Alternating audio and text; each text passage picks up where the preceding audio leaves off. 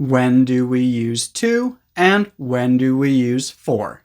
As you probably already know, I do not usually recommend spending lots of time memorizing rules. So, although I am going to give you a few rules today, this video is mostly going to be about how you can learn to use to and for correctly without memorizing lots of rules. But first, I want to make sure that you understand why I believe so strongly that memorizing lots of rules for these is not the best way to learn them. 1. Rules never work 100% of the time. Most rules work in many situations, but there are very few rules that work in every situation. And this is especially true with to and for. 2. Although rules can be really useful when you are writing and you have unlimited time to create perfect sentences, when speaking, making a few mistakes is usually better than interrupting your conversation to stop and think about rules. Most of the time, small grammar mistakes do not affect the other person's ability to understand you. And when you stop worrying so much about making small mistakes, this allows you to have much smoother conversations because you aren't always stopping to think about rules that might not even work in that situation.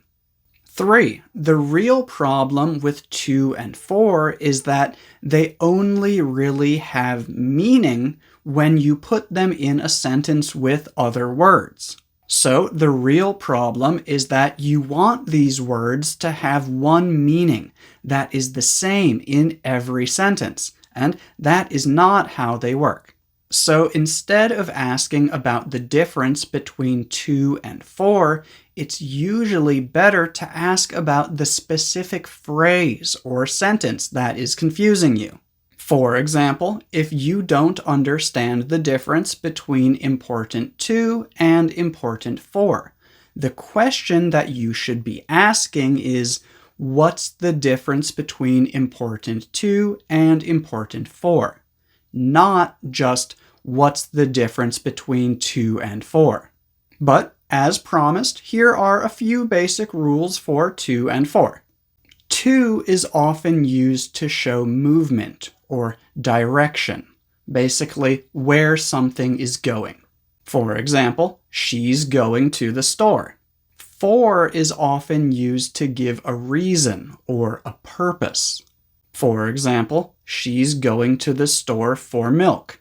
Also, to is usually followed by either a noun or a verb. For example, I want to go.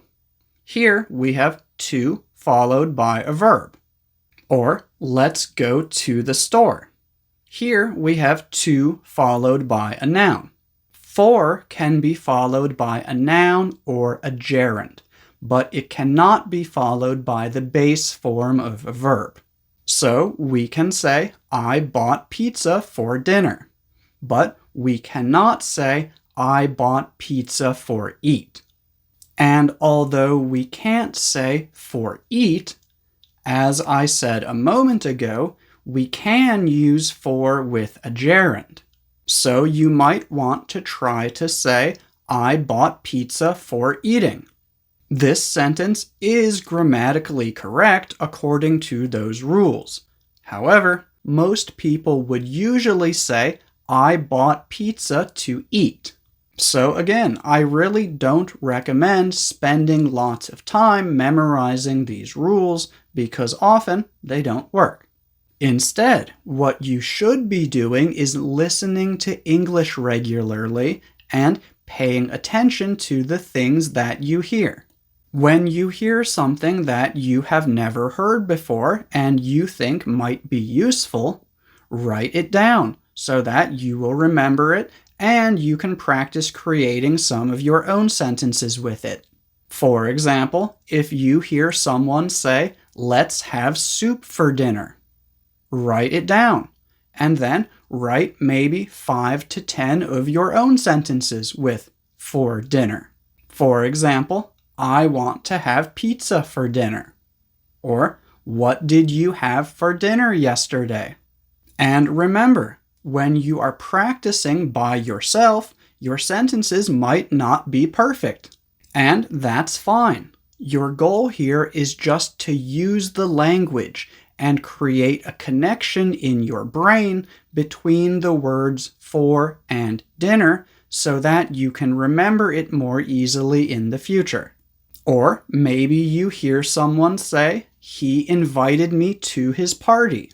Again, write it down and then create some of your own sentences using that structure. For example, they invited me to their wedding. Or, she invited me to a concert. So yeah, that's how I recommend learning these. Also, because this isn't a topic that I would normally teach in a classroom, there might be a few things that I've forgotten to mention in this video. So, as always, if you have any other questions about this topic, please feel free to ask in the comments. That's all for today. Thank you for watching.